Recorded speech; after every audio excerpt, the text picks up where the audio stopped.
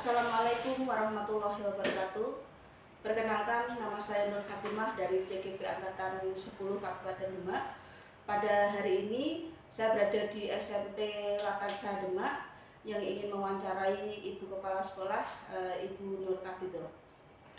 Selamat pagi Ibu. Ya, selamat pagi. Bagaimana kabar hari ini Ibu? Alhamdulillah sehat. Alhamdulillah sehat ya. Semoga semuanya sehat, suami sehat, anak juga sehat ya Bu. Ya, kalau sehat kan tetap semangat gitu ya. Nyun sewu Bu, saya minta waktunya sebentar terkait dengan penugasan kami ya. Saya CGP Angkatan 10. Di sini ada tugas untuk mewawancarai Ibu ya, terkait dengan pengambilan keputusan di instansi yang Ibu pimpin. Nah kan ya Bu, kalau ada waktu Ibu? Alhamdulillah ada. Alhamdulillah, terima kasih ya Ibu atas waktunya. Begini Ibu, selama ini bagaimana Ibu dapat mengidentifikasi kasus-kasus yang merupakan dilema etika atau bujukan moral, dan bagaimana cara Ibu untuk mengidentifikasi hal tersebut Ibu? Untuk kasus-kasus yang mengarah ke bujukan moral Ya. bahwasanya memang di sini saya sebagai kepala sekolah tentunya saya harus memprioritaskan sesuai dengan apa, yaitu aturan. Di sini kita pasti kan punya aturan tertib, kemudian program, kegiatan dan lain sebagainya. Karena kami sekolah swasta, jadi semua itu saya lakukan di awal tahun ajaran baru. Seperti saya melibatkan ke wali murid, contohnya. Nah, ketika ada kasus-kasus di mana ada beberapa anak yang mungkin melanggar tertib, mungkin ada anak 1-2 yang ketika itu kita menjadi dilema, di mana yang pertama itu ada anak yang identik tidak pernah membuat masalah, tapi tiba-tiba kok membuat masalah yang mungkin di luar nalar kita sebagai guru. Oh, kayaknya nggak mungkin anak ini, karena kan kita sebagai guru tentunya punya deskripsi untuk karakteristik peserta didik.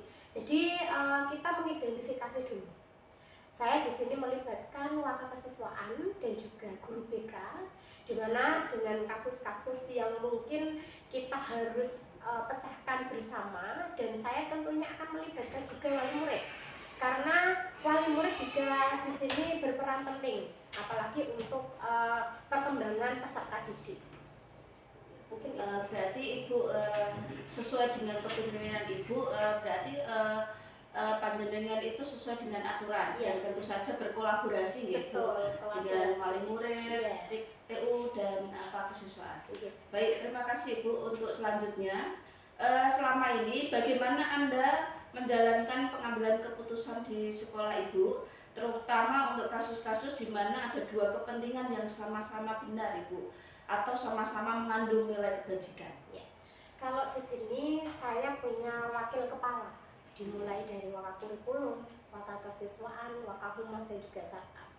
Waka akan mengadakan rapat membahas terkait kasus-kasus yang dimana memang tadi kita harus mengambil keputusan atau kebijakan yang nantinya tidak sampai menjadi bumerang untuk sekolah kita sendiri.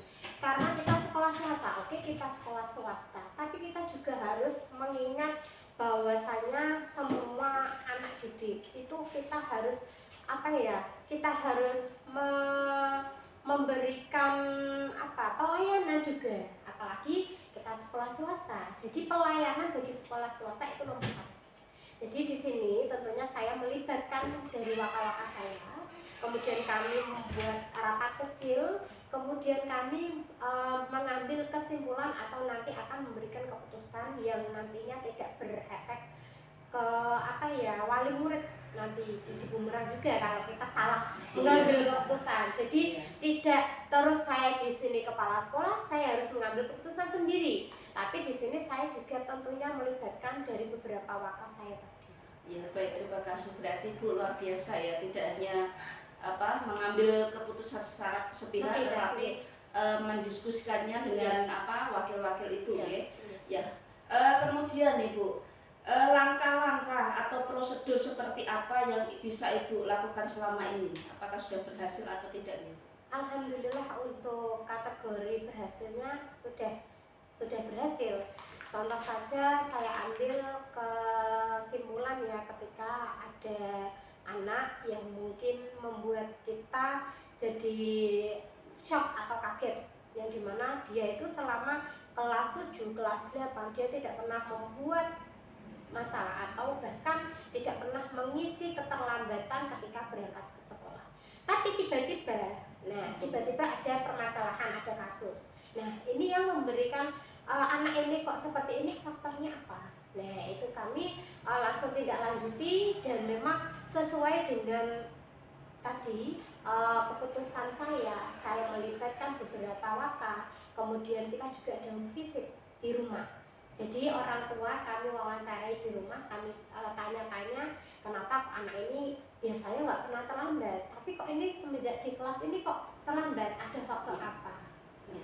Berarti Ibu sudah melakukan suatu rencana, kemudian aksinya seperti apa, dan tindak lanjut dan sampai evaluasi kenapa hal tersebut bisa terjadi pada peserta didik. Baik, terima kasih. Kemudian hal-hal apa saja yang selama ini Ibu anggap efektif dalam pengambilan keputusan pada kasus-kasus dilema etika? Yang paling efektif terutama kami mengacu kepada tertibnya ya.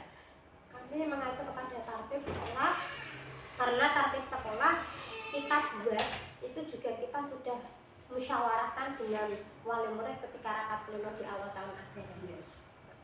Kemudian hal-hal apa saja yang selama ini merupakan tantangan ya dalam pengambilan keputusan pada kasus-kasus dilema etika pada sekolah Ibu ya? Kalau tantangan tentunya ketika wali murid yang tidak kooperatif.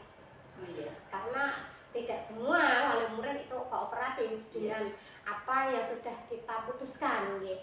Kadang kita dilemanya itu ada wali murid yang merasa tidak terima anaknya itu salah tapi disalahkan. Tapi kita selalu bisa memberikan yang pelayanan tadi, kembali ke pelayanan. Kita toh juga tidak menyalahkan anak hanya dengan satu permasalahan. Betul, tidak hanya satu permasalahan saja, tapi kita juga ada bukti nih. Contoh di guru BK kan sudah ada bukunya. Kita perlihatkan dan anak sudah menandatangani bahwa benar nyatanya anak itu memang melanggar tertib. Berarti itu salah satu catatan ya, bukti bahwa anak tersebut memang benar-benar melakukan kesalahan sehingga orang tua wali bisa percaya dengan adanya bukti tersebut. Baik Ibu, apakah Anda atau Ibu memiliki sebuah tata cara atau jadwal tertentu dalam sebuah penyelesaian kasus dilema etika? Apakah Ibu langsung menyelesaikan di tempat atau memiliki sebuah jadwal khusus untuk menyelesaikannya? Terus kemudian bentuk atau prosedur seperti apa yang Ibu jalankan? Kalau untuk jadwal tentunya setiap seminggu sekali saya rutin mengadakan rapat dengan semua dewan guru. Kita mengidentifikasi juga mengevaluasi sebuah kegiatan baik itu di KBM dan juga di kegiatan RKHS yang sudah berjalan. Jadi selama kegiatan dan juga permasalahan yang ada di KBM kita bahas di rapat forum itu.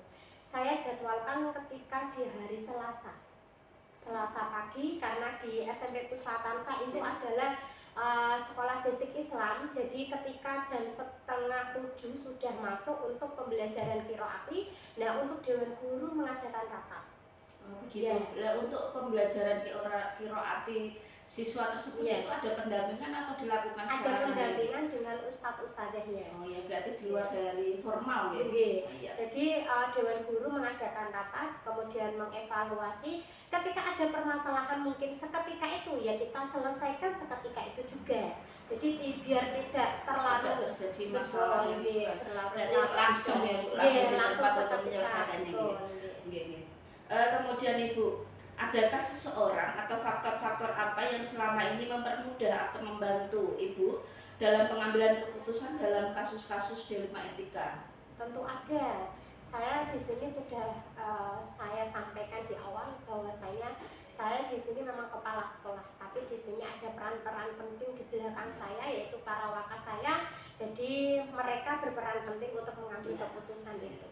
Berarti tidak terlepas bahwa kepala sekolah tidak hanya berdiri sendiri, melainkan harus berkolaborasi dengan beberapa waka yang ada, dan tentu saja mungkin melibatkan komite atau bentuk lainnya wali murid seperti itu ya Bu. Ya, terima kasih Bu. Ini pertanyaan saya terakhir ya Bu ya.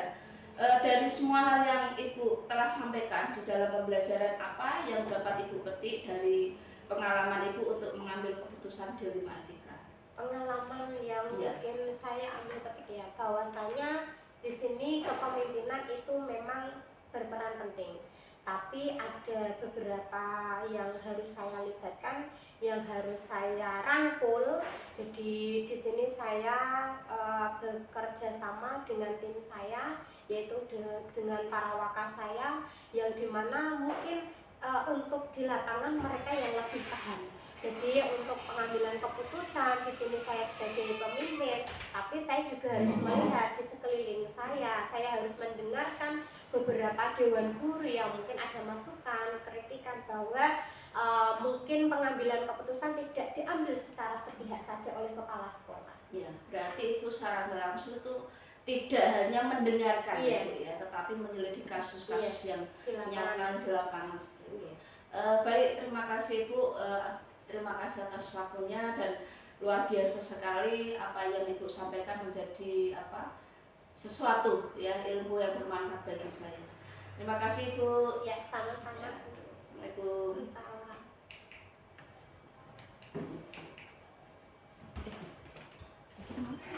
Terus kerekam